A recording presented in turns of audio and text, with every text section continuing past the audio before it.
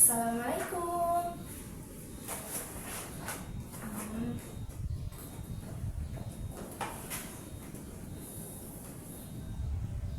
Aduh, kok itu banyak sampah itu? Coba dibereskan dulu sampahnya. Sampahnya diambil, kemudian coba kursinya dirapihkan supaya enak dilihatnya dan juga nanti kita nyaman ketika belajarnya. Bisa? Oke. Oke, sudah. Nah, kalau gitu kan enak dilihatnya, tempatnya bersih dan juga rapi. Oke, kalau gitu bisa kita mulai ya pelajarannya hari ini. Baik, bismillahirrahmanirrahim. Assalamualaikum warahmatullahi wabarakatuh.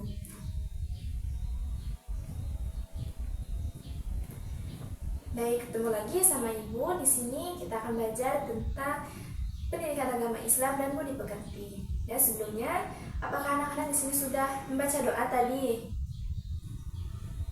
Oke, coba sekarang kalau belum kita baca doa sama-sama. Coba Ibu minta tolong sama Al-Kahfi, coba tolong pimpin nak doanya.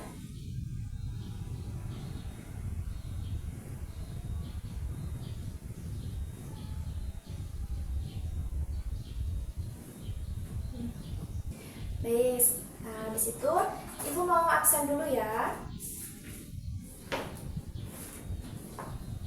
Al-Kahfi Desmiana, Bella Zahra, Dea Desiansa Fitri,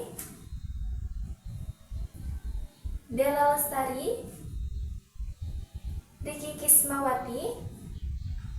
Oke, hadir semua ya hari ini. Nah, bagaimana nih kabarnya anak-anak Ibu hari ini? Oke, kalau misalnya Ibu bilang, apa kabar anak-anak? Kalian jawab, Alhamdulillah, luar biasa, tetap semangat, Allahu Akbar. Bisa? Oke, kita ulangi lagi ya. Apa kabar anak-anak? Alhamdulillah, luar biasa, tetap semangat, Allahu Akbar. Oke, kalau gini kan udah semangat, berarti udah semangat juga ya, udah siap juga untuk mengikuti pelajaran Ibu hari ini. Oke, sebelum kita masuk ke pelajaran kita pada hari ini, ada yang masih ingat nggak minggu lalu kita belajar tentang apa? Iya, minggu lalu kita belajar tentang beriman kepada hari akhir. Ada yang masih ingat? Iman pada hari akhir itu termasuk rukun iman yang keberapa? Ya, rukun iman yang ke-5. Nah, hari akhir itu merupakan suatu ketetapan atau suatu takdir yang Allah sudah tetapkan sejak zaman azali atau sejak zaman ini belum diciptakan, dan itu sudah pasti akan benar-benar terjadi. Nah, di hari akhir nanti semua amal kita, mulai dari amal baik dan juga amal buruk, itu akan diperhitungkan. Nah, dan di sana akan menentukan apakah kita akan masuk ke surga ataukah kita masuk ke neraka. Nah, oleh karena itu, selama kita hidup di dunia ini, selama belum terjadinya hari kiamat, marilah kita sama-sama persiapkan amal kita dengan sebaik-baiknya. Dengan cara apa? Dengan cara menjalankan segala perintah Allah dan juga menjauhi segala larangannya. Nah, itu materi kita di minggu lalu tentang beriman kepada hari akhir. Hari ini kita sudah masuki ke bab baru, bab 3, yaitu tentang etika pergaulan dan komunikasi Islami. Oke, di sini Ibu sudah menyiapkan PPT sebenarnya, tapi karena tidak ada infokus ya, jadi Ibu pakai laptop saja. Nanti Ibu akan kasih lihat ke kalian juga. Oke, di sini kita akan belajar tentang bab 3 tentang indahnya etika pergaulan dan komunikasi Islami. Sebelumnya, Ibu akan membacakan dulu nih tujuan pembelajaran kita mempelajari bab 3 ini. Jadi di sini ada 3 tujuan setelah kita mempelajari bab 3 ini. Yang pertama, yaitu peserta didik mampu mendeskripsikan pengertian, jenis etika pergaulan, mengidentifikasi contoh perilakunya dalam kehidupan sehari-hari, meyakini bahwa etika pergaulan merupakan perintah Allah, serta mampu menciptakan suasana dinamis dan harmonis dalam pergaulan sehari-hari. Kemudian tujuan yang kedua, yaitu peserta didik mampu mendeskripsikan pengertian komunikasi Islami, mengidentifikasi contoh perilakunya dalam kehidupan sehari-hari, meyakini bahwa komunikasi Islami merupakan perintah Allah, serta mampu menciptakan suasana dinamis dan harmonis dalam pergaulan sehari-hari. Dan tujuan yang ketiga, yaitu peserta didik mampu membuat karya berupa peta konsep hikmah, etika pergaulan Islami, dan karya berupa konten maupun postingan di media sosial. Oke, itu merupakan 7 pembelajaran dalam satu bab. Tapi kan tidak mungkin ya kita menghabiskan satu bab itu dalam satu hari. Oleh karena itu, pada bab ini Ibu membagi dalam 3 pertemuan. Nah, hari ini kita masuk ke pertemuan pertama nih. Nah, di pertemuan pertama ini ada juga tujuan yang Ibu harapkan setelah mempelajari materi pertama ini. Jadi tujuan pembelajaran kita pada hari ini yaitu peserta didik atau anak-anak Ibu ini mampu mendeskripsikan pengertian dan jenis-jenis etika pergaulan, kemudian meyakini bahwa etika pergaulan merupakan perintah Allah. Kemudian anak-anak juga dapat mengidentifikasi contoh perilaku etika pergaulan dalam kehidupan sehari-hari. Kemudian anak-anak juga terbiasa menciptakan suasana dinamis dan harmonis di masyarakat maupun di media sosial. Nah, materi kita pada hari ini yaitu kita akan membahas yang pertama yaitu tentang pengertiannya dulu, tentang pengertian etika pergaulan. Kemudian yang kedua yaitu tentang jenis-jenisnya, jenis-jenis etika. Jadi jenis-jenis etikanya itu ada etika pergaulan dengan orang yang lebih tua, kemudian etika dengan teman sebaya, kemudian etika pergaulan dengan orang yang lebih muda, dan juga etika pergaulan dengan lawan jenis. Baik, kita masuk ke yang pertama, yaitu tentang pengertiannya dulu. Tentang apa sih etika pergaulan dalam Islam ini? Nah, etika pergaulan dalam Islam ini atau yang disebut dengan adab bergaul.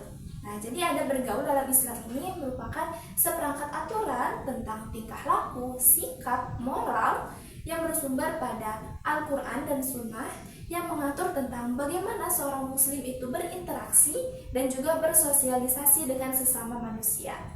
Nah, hal ini sudah Allah jelaskan di dalam Al-Quran surah Al-Hujurat ayat 13.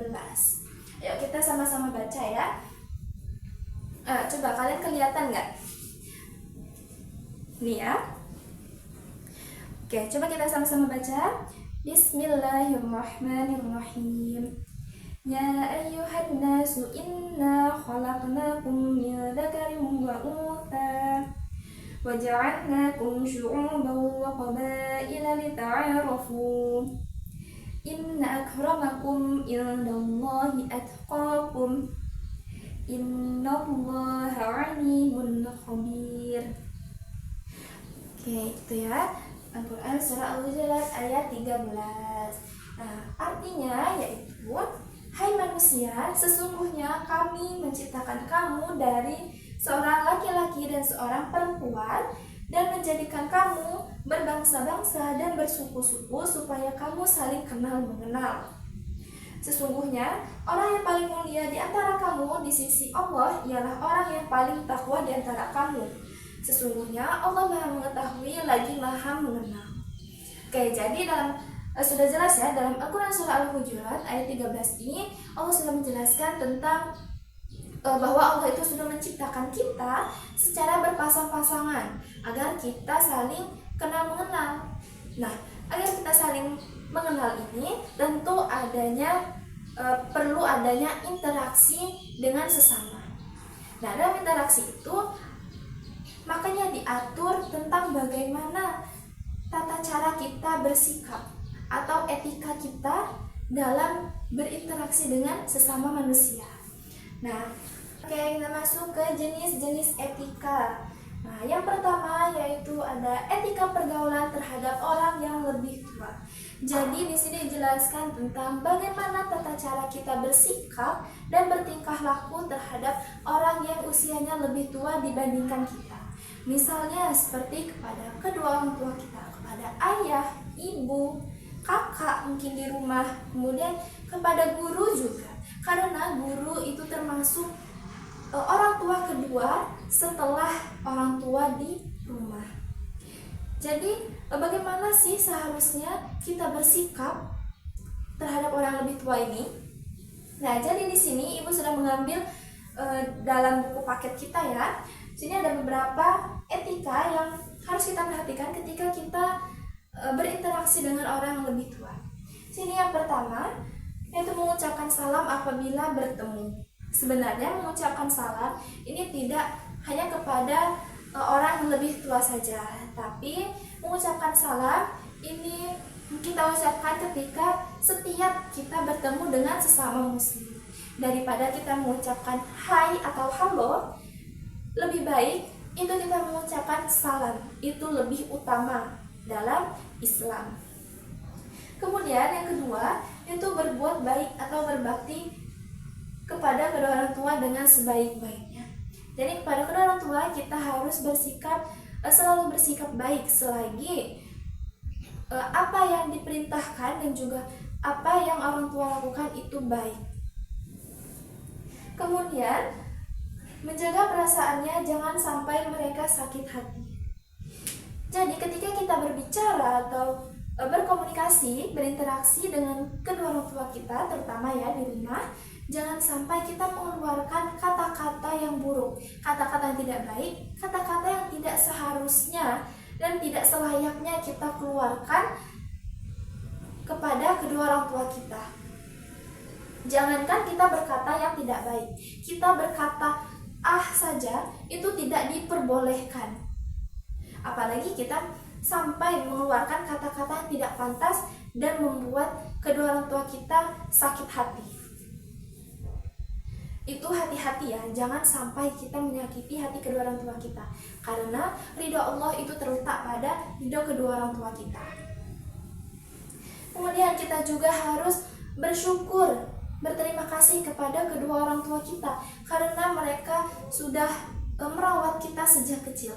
Bahkan bukan hanya dari sejak kecil, tapi sejak dalam kandungan. Sejak dalam kandungan, kedua orang tua kita itu telah memastikan asupan gizi bagi kita supaya kita dalam kandungan itu tumbuh dengan sehat. Kemudian setelah lahir, kedua orang tua kita itu rela bergadang, rela bangun tengah malam ketika kita nangis untuk memastikan keadaan kita itu baik-baik saja dan memastikan kita itu nyaman. Jadi kita harus senantiasa bersyukur kepada kedua orang tua kita dan senantiasa berterima kasih karena mereka telah merawat kita dengan sebaik-baiknya. Dengan cara apa? Dengan cara kita kita bertutur kata yang baik, kita menyayangi kedua orang tua kita, dan kita tidak menyakiti mereka dengan kata-kata yang tidak pantas yang membuat mereka sakit hati. Dan jangan lupa kita harus senantiasa merawat kedua orang tua kita. Nah, yang kedua yaitu etika pergaulan dengan teman sebaya. Jadi ketika kita berteman, ini ada etika juga loh. Ada etika yang harus kita perhatikan. Jangan sampai kita bersikap melampaui etika yang seharusnya. Jadi di sini ada beberapa etika nih yang harus kita perhatikan dalam kita berteman. Yang pertama yaitu tentu mengucapkan salam apabila bertemu. Kemudian yang kedua itu bertegur sapa dan menunjukkan wajah bersahabat ketika bertemu. Jadi jangan sampai ketika kita bertemu dengan teman, misalnya di jalan, jangan sampai kita membuang muka atau kita pura-pura tidak lihat. Misalnya nih, ketika Al-Kahfi jalan-jalan, misalnya Al-Kahfi jalan-jalan ke danau. Nah, ternyata ketika sampai di danau, Al-Kahfi melihat Bella ada di sana juga. Nah, bagaimana seharusnya sikap Al-Kahfi terhadap Bella? Apakah harusnya Al-Kahfi ini menegur Bella, atau Al-Kahfi ini melanjutkan saja perjalanannya, pura-pura tidak lihat ada Bella? Jadi bagaimana seharusnya? Iya, seharusnya Al-Kahfi itu mendatangi Bella dan bertegur sapa, walaupun hanya sekedar bertanya, dengan siapa kamu kesini, Bel? Nah, itu saja sudah menunjukkan etika dalam bergaul yang baik sesuai dengan ajaran Islam. Jangan sampai ketika kita bertemu dengan teman, tetapi kita malah menghindarinya, kita malah pura-pura tidak lihat. Itu tidak baik ya. Jadi seharusnya kita menegur, kita bertegur sapa dengan teman kita itu. Oke, selanjutnya yaitu saling memahami kelebihan dan kekurangan teman, kemudian saling mengingatkan dalam kebaikan satu sama lain, saling menjaga dan memberi nasihat, dan juga saling mendoakan kebaikan satu sama lain. Nah, jadi anak-anak, ketika dalam berteman itu kita harus saling memahami kelebihan dan kekurangan masing-masing. Jangan sampai kalian menjadikan kekurangan teman kalian itu dijadikan sebagai bahan candaan. Misalnya nih, si Bella ini masih menggunakan handphone yang memiliki tombol, belum memiliki handphone yang seperti handphone yang sekarang ya, yang canggih, yang dengan layar sentuh. Jadi Bella belum bisa menggunakan handphone yang tidak paham cara menggunakan handphone yang layar sentuh. Nah, jangan sampai kalian ini mengejek Bella. Misalnya kayak, "Allah, masa gitu aja nggak bisa sih, Bel? Kudet kamu." Nah, itu nggak boleh ya anak-anak. Itu kalian menjadikan kekurangan teman kalian itu dijadikan sebagai bahan candaan. Karena ketika kalian menganggapnya itu hanya sebagai candaan, tapi belum tentu si teman ini, si Bella ini menganggap itu candaan. Bisa saja si Bella ini sakit hati dengan perkataan kalian. Maka sebaiknya ketika kita tahu teman kita ini belum bisa menggunakan handphone yang layar sentuh, maka sebaiknya kalian mengajarinya. Misalnya nih, kalian mengajari, "Sini Bel, aku ajari cara menggunakan handphonenya nih gini." Nah, itu kan akan lebih baik dan juga sudah mencerminkan etika pergaulan dengan teman sebaya yang baik, dan juga akan menjadi nilai plus nih bagi kalian. Etika yang ketiga yaitu etika pergaulan dengan orang yang lebih muda. Jadi selain kepada orang yang lebih tua, kita juga harus menjaga sikap dan perilaku kita terhadap orang yang usianya lebih muda dibandingkan dengan kita. Misalnya kita ambil contoh, orang yang lebih muda ini seperti adik kita. Jadi kepada adik kita itu harus beretika yang baik juga. Nah, di sini ada beberapa etika yang harus kita perhatikan ketika kita berinteraksi atau berkomunikasi dengan orang yang lebih muda. Yang pertama yaitu bersikap penuh kasih sayang. Jadi misalnya tadi kita ambil contoh kepada adik ya. Jadi kepada adik kita itu harus bersikap penuh rasa kasih sayang. Kita harus menyayangi adik kita. Atau selain pada adik, kepada teman-teman kita yang usianya di bawah kita, itu juga kita harus bersikap penuh kasih sayang. Kita harus menjaga, harus menyayanginya dengan baik. Kemudian yang kedua yaitu memberikan keteladanan yang baik pada mereka. Jadi anak-anak atau orang yang usianya lebih muda dibandingkan kita, itu mereka cenderung mengikuti dan cenderung mencontoh sikap dan perilaku kita. Apalagi seorang adik ketika di rumah itu pasti akan mengikuti dan mencontoh sikap dan perilaku yang dilakukan oleh kakaknya.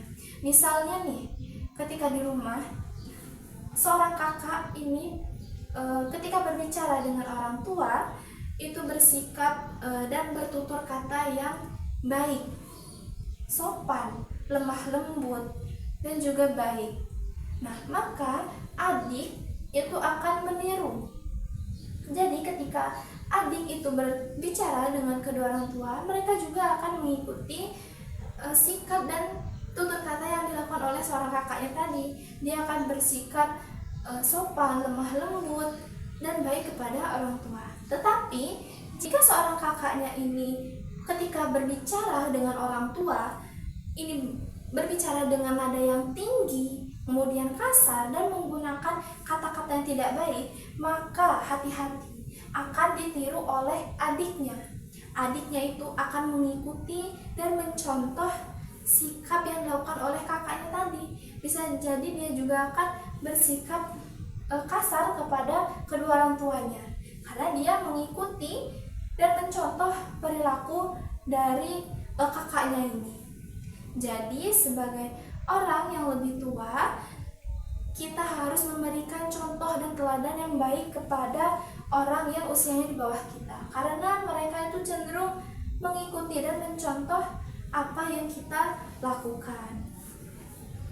Oke, selanjutnya yaitu berkata dengan santun dan tidak berkata kasar. Kemudian tidak melakukan perundungan atau bullying, kemudian memanggil dengan panggilan yang sopan. Nah, ini ketika kita dengan orang yang lebih muda, kita harus menggunakan panggilan yang sopan. Jangan kita memanggilnya dengan kata-kata yang tidak baik, karena kan setiap orang itu sudah diberi nama oleh orang tuanya, dan di balik nama itu ada doa dan harapan dari masing-masing orang tua terhadap anaknya. Nah, jangan sampai kita mengubah panggilan tersebut dengan panggilan yang tidak baik gitu. Nah, itu juga sudah ada tuh dijelaskan dalam Al-Quran, dalam Al-Quran surah Luqman kalau tidak salah. Kemudian tidak menghina, meremehkan, dan menyakiti mereka. Ya tadi, karena terhadap orang yang lebih muda kita sebaiknya bersikap sayang, bersikap saling menyayangi. Oke, kita next ke materi selanjutnya, yaitu etika pergaulan dengan lawan jenis. Jadi ketika kita berteman dengan lawan jenis, itu ada etika yang harus kita perhatikan. Jangan sampai kita melewati batas etika seharusnya. Nah, adapun etika-etika tersebut yaitu yang pertama, menghindari berduaan dengan lawan jenis. Jadi anak-anak, jangan sampai kita berteman dengan lawan jenis itu kita hanya berduaan saja, apalagi sambil mojok. Itu tidak boleh ya anak-anak, karena ketika sedang berduaan antara laki-laki dan perempuan, maka yang ketiganya itu adalah setan. Setan itu sudah siap sedia untuk menghasut dua orang ini untuk melakukan hal-hal yang tidak baik. Nah, karena itu hindarilah berduaan dengan lawan jenis. Oke, next. Yang kedua yaitu tidak bersentuhan fisik. Ya jelas dong, karena antara laki-laki dan perempuan, apalagi tidak memiliki hubungan darah, itu bukan mahram. Jadi tidak boleh bersentuhan fisik, karena berawal dari hal-hal kecil, misalnya bersentuhan tangan misalnya, itu bisa memicu sentuhan-sentuhan yang lain dan bisa menimbulkan kepada zina. Oke, next yaitu menjaga pandangan. Jadi antara laki-laki dan perempuan itu harus saling menjaga pandangannya. Nah, di sini anak-anak ada nggak yang suka saling tatap-tatapan nih antara yang laki-laki dan yang perempuan? Tidak ada?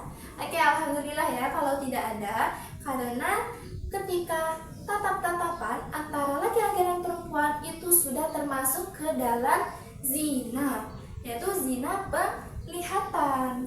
Jadi tidak boleh anak-anak. Kemudian itu harus menjaga batas intensitas komunikasi. Jadi bukan berarti kita tidak boleh berteman dengan lawan jenis ya anak-anak, tetapi ketika kita berteman dengan lawan jenis itu harus ada batas dalam komunikasi juga. Jangan sampai terlalu intens kita berkomunikasi dengan lawan jenis. Apalagi misalnya kalau melalui chatting di media sosial. Misalnya hanya chat tentang kamu sudah makan belum, sudah tidur belum. Itu komunikasi yang tidak penting. Jadi itu sebaiknya dihindari, karena kalau lapar ya makan, ngantuk ya tidur. Jadi hal-hal sepele, hal-hal yang tidak seharusnya diomongkan, tidak seharusnya pembicaraan yang tidak perlu, pembicaraan tidak penting, itu sebaiknya dihindari. Karena bukan berarti kita tidak boleh berkomunikasi antara satu sama lain, tetapi berkomunikasilah sepentingnya, selayaknya. Berkomunikasilah ketika ada yang penting saja, gitu.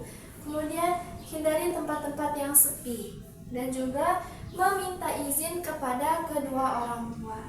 Jadi seandainya nih si Bella ingin bertemu dengan si Hafiz karena ada kerja kelompok yang harus dikerjakan bersama, maka Bella ini harus meminta izin dulu kepada kedua orang tuanya. Begitu pula dengan si Hafiz ini harus meminta izin dulu kepada kedua orang tuanya, agar kedua orang tua ini sama-sama tahu anaknya pergi dan bertemu dengan siapa.